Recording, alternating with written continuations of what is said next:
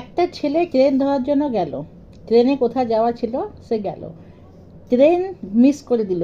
সে ভগবানকে খুব রাগ করলো যে কি করলে, আমার এত ইম্পর্ট্যান্ট কাজ ছিল, আমি ট্রেন মিস করে দিলাম, ট্রেন ধরতে পারলাম না, কি হয়ে গেল, মানে কতটা আমি লসে পড়লাম বলে খুব সে ভগবানকে রাগারাগি করলো।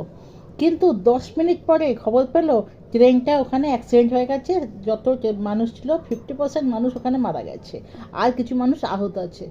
তো সে যে এত রাগ করছিল ভগবানের উপরে, কি হয়ে গেল, আমি কেন, আমার ট্রেনটা মিস হয়ে গেল, আমি সব কাজ আমার ফেল লস হয়ে গেল, সেই সঙ্গে সঙ্গে ওখানে হাঁটু করে বসে ভগবানের কাছে প্রার্থনা করলো, ভগবান কত বড় আমাকে তুমি বিপদ থেকে আমাকে সাহায্য করলে।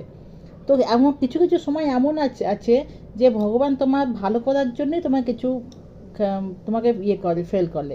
তার মানে কিছুটা এমন কিছু জিনিস আছে ভগবান তোমাকে লস করে না, লস ওই জন্য করে যে তোমার আগে ভালো আছে।